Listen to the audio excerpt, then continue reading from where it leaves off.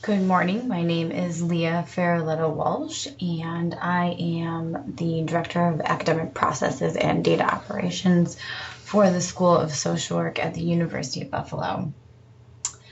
I am currently enrolled in the Economics and Education Policy Analysis program at the university, and this presentation will talk about gainful employment, which demonstrates the use of Tableau with gainful employment data for the purposes of the project, the final project. I've been using Tableau for about 3 years now, on and off. So I would say I probably complete 2 to 3 projects per year in Tableau strictly, presenting data to senior leadership within the School of Social Work. In terms of other visual platforms that I've used the functions, graphing functions within Excel, but definitely Tableau is the most powerful tool I've used for visual analytics to date. I like Tableau because it is constantly improving on its current product and taking things to the next level, kind of always exploring new ways to share your data and share your information. The story that I wanted to tell regarding gainful employment data, and I'm just going to switch over to my workbook.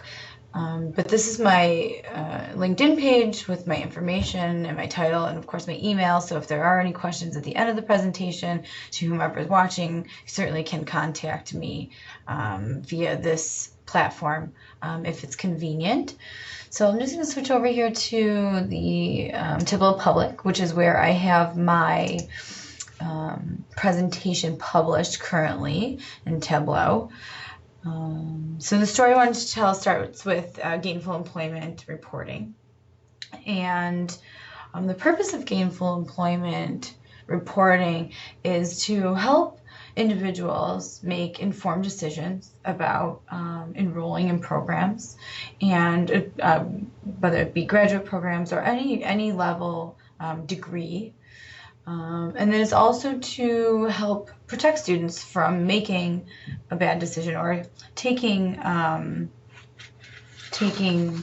interest in a program that may not be that viable in the current day economy.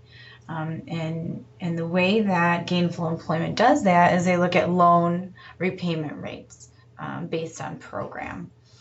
So the data that I'll be working with is published by the Department of Education, collected and published by the Department of Education.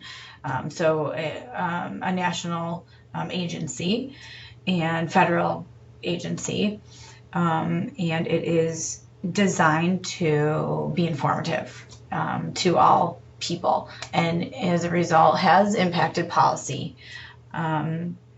So I wanted to tell this story because I think that it is very useful information for the public, and I don't think that it's advertised as much as it could be. So using this opportunity to create some conversation around the data that is available was what my intentions were. It is somewhat work related, it's indirectly work related, I would say, because this is under my study area and also pertains to higher education, but not directly to the unit that I work in. And it is also something I'm passionate about, regardless of the fact that it is involved in my work and my studies. So I got the data for this particular storytelling workbook dashboard from the Department of Education, and it is a public data set. And there wasn't a lot of data blending that was necessary before I could load it into Tableau, because it was pretty straightforward the way the data was structured, and it was very clean. However, it was only 1 year worth of data, and if I had more time, I would have been able to do more research and find more years of this same data to kind of compare across years, over time. But I was having issues finding the data sets. The only one I could find was the most recently published one. I reached out to a contact on the website where I got the data set from, but I haven't heard back from them. I also did a little bit of research within the university, and I didn't come up with much. And because of time, I had to kind of work with what I had. So this data is from 2011. So the structure of the data source was just an Excel file, and it was pretty straightforward. The techniques in Tableau that I found particularly useful were the basic ones, being able to create just basic formulas for the data, creating an average for a field, for example. So the average repayment rate for X, or the average repayment rate for Y, which wasn't a measure that was in the data set, but it was something that a measure that I was able to create after uploading the data to Tableau. Let's see, how did visualizing data help with the telling? Well, I think that there wasn't anything that that I came across in creating the worksheets in Tableau that was incredibly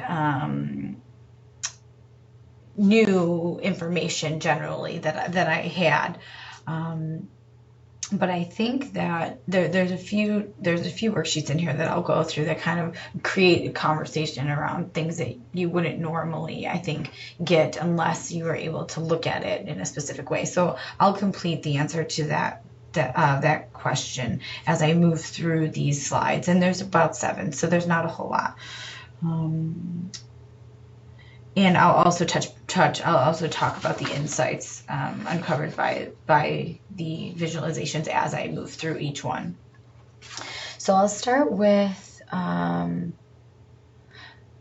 generally we're going to be looking at the average repayment rates by institution type, private, public, etc., by state, degree type, and credential level. So bachelor's, master's, and associate's degree, doctoral degree, etc. So moving on to institution type. So this is just a very basic graph. You can see the size will show you the type of institution that has the highest repayment rate, and then the smaller boxes, that's the institution that has the lowest repayment rate. So my cursor is kind of hovering over this lowest box here, which is proprietary 2 to 3 years. That's the institution type category. And then the average repayment rate is 36.37 compared to the highest, which is a public 2-year, which is 53.26. So location. So this map is very basic, but very telling in my opinion. And I think what jumps out at you here when you look is that this area here, the southern states, has much lower repayment rates than the Northeast or even the Northwest. You can see Nevada kind of sticks out here as the lower one, surrounded by higher rates, and there's many there's a lot of things you can assume by seeing that information. But I thought this was a great map to include in this story, because automatically, just by glancing for a second or two, you can see that the southern states have much lower repayment rates than other areas in the country. Credential level. So in this particular chart, I used a filter, and you can look by state. Credential level meaning associate's degree, undergraduate, certificate, master's degree, bachelor's degree, post-bachelorette. And you can filter by state. So, for example, let's see, New York State. So New York State has a lot of continuity across credential level, but you can see that the post-bachelorette certificate is the largest here just by size, and the average repayment rate in New York State, because we use the filter for bachelorette certificate, is approximately 63% and some change, and the lowest is the associate's degree, 33, it's almost 34% repayment rate, average repayment rate. Let's see, moving on to degree type. So this is more so of an infographic created in a dashboard view, and then I pull the dashboard into the story.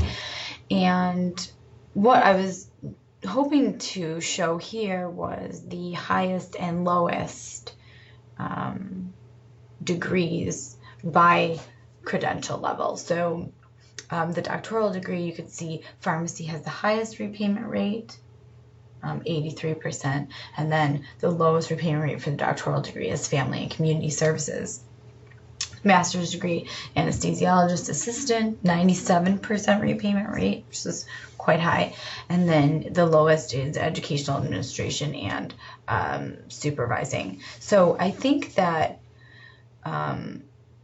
as you look, you can see that 3 out of the 4 degrees that I chose, or credentials that I chose to display here, are in the medical field for the highest repayment rate, and then the lowest are kind of scattered all over, but the lowest being selling skills and sales operations.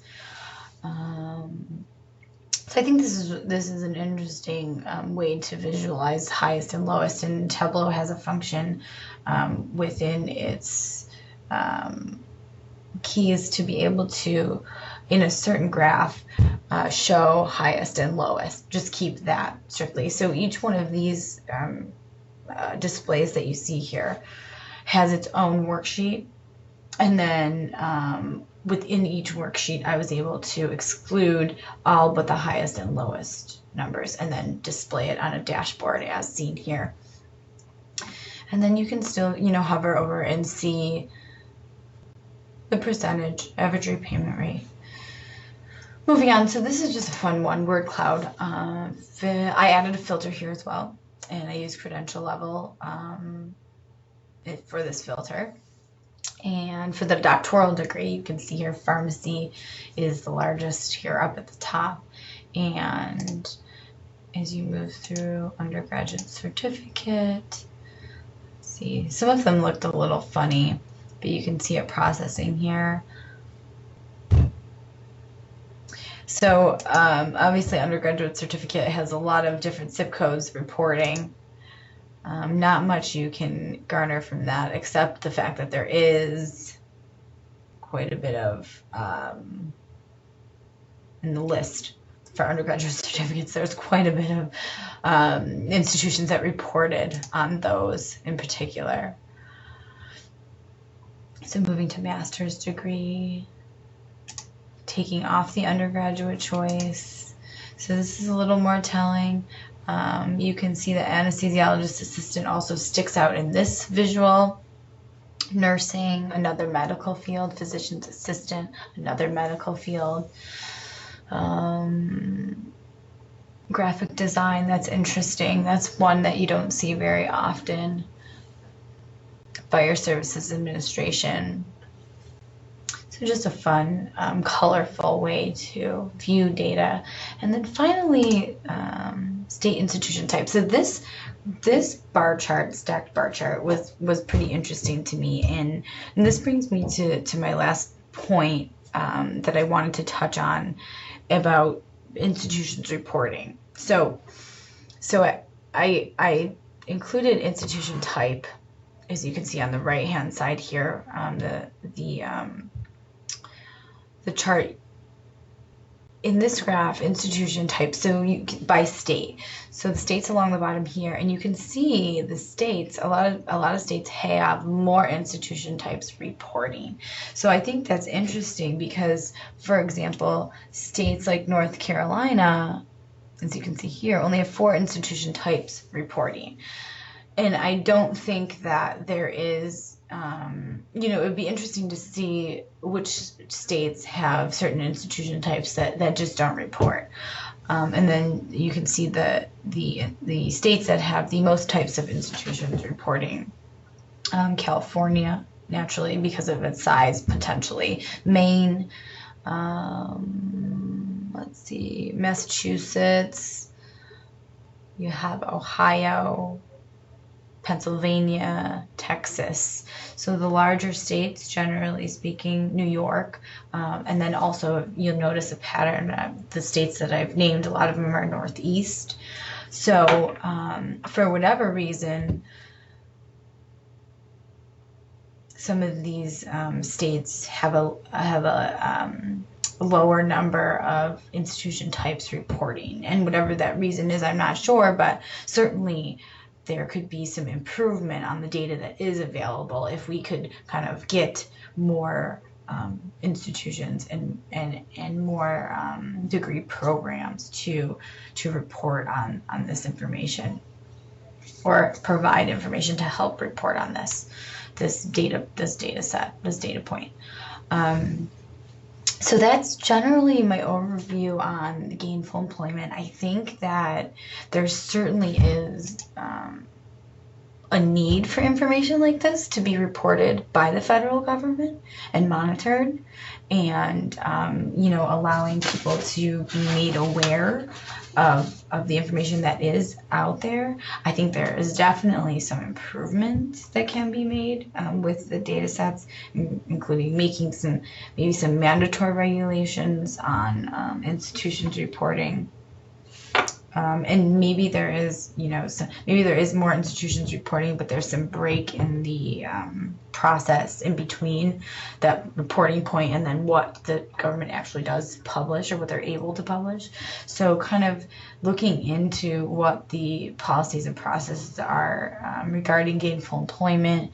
More data is better, gives you more to look at, and also making those prior years, as I was talking about, maybe historical data more available, or if it's available but it's not similar, maybe kind of creating some continuity across data files so that it's easy to compare across years. I think it'd be interesting to look at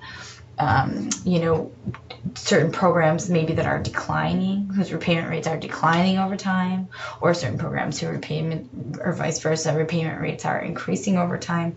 I think this information is very, very good to have for parents, students, anyone looking to go into graduate school. It's a huge investment. So creating some knowledge base or some resource materials around gainful employment that's a little more accessible and a little more straightforward, maybe helpful. So I'll just leave with a quote, and this is from the Secretary of Education, Ted Mitchell, who worked with the Obama administration, and it kind of wraps up everything that I've been saying for the last 15 minutes. For far too long, some career colleges have made dubious promises about the employment prospects of their graduates, promising high salaries that rarely live up to the hype. Americans who are working hard to get the knowledge and skills they need to succeed in the growing economy deserve better, accurate information. The earnings data released today shine a light on how graduates are actually faring when they enter the job market, and will ensure students don't make decisions based on too good to be true promises.